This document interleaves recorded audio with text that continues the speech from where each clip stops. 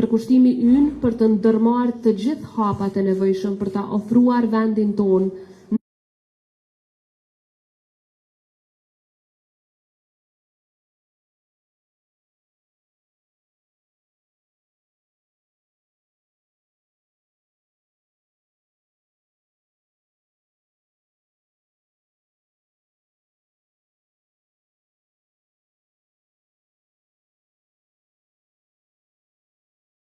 si Presidente e Republikës.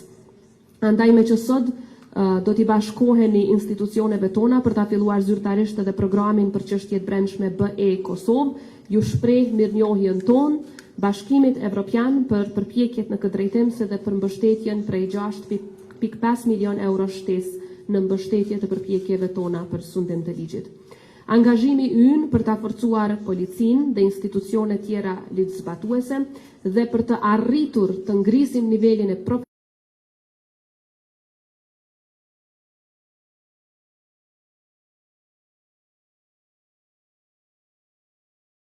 BE-ja ka përkushtimin tonë të plot, prandaj mirëpresim iniciativa të ngjashme edhe në vazhdim, përfshirë këtu edhe bashkëpunimin e ngushtë me Eurojust, me Europol dhe agjencitë tjera përkatëse të zbatimit të ligjit në BE.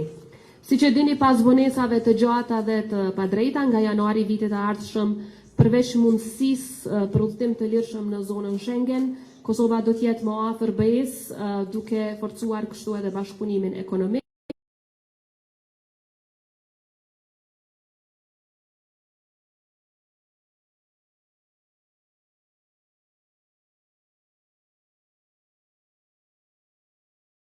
Grateful for you, and I think that we have touched upon all the elements of progress Kosovo has achieved in the past, and I think if there is one very clear message from the meeting we had, but also a very clear message coming always from Pristina and Kosovo, and that is that Kosovo is determined on its European path.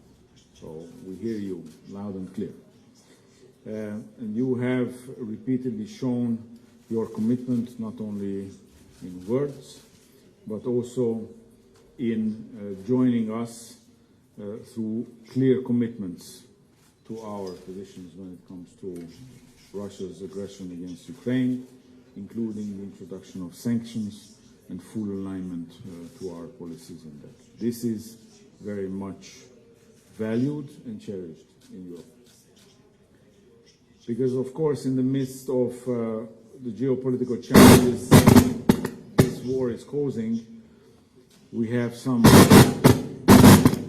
also some good news to share, because it's not only bad news that the world is creating, because as the President already mentioned, from the 1st of January next year, Kosovo citizens will also be able to travel visa-free to the European Union.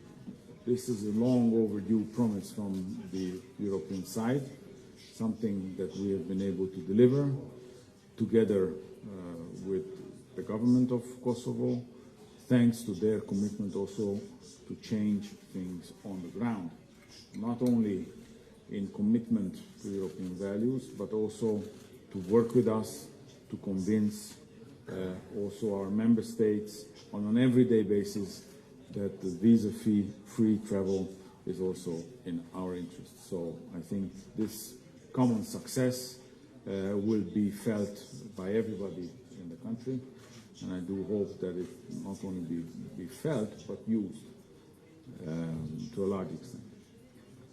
Now, of course, we also discussed the state of play when it comes to the reforms. This is one of the purpose of the visit. We are coming with the annual report.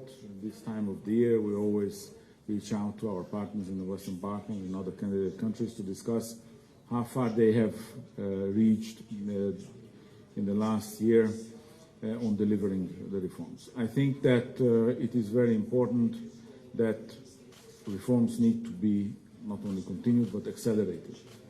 We need to improve the implementation of the overall legal framework, but we also have to see the track record of all the reforms that have been done.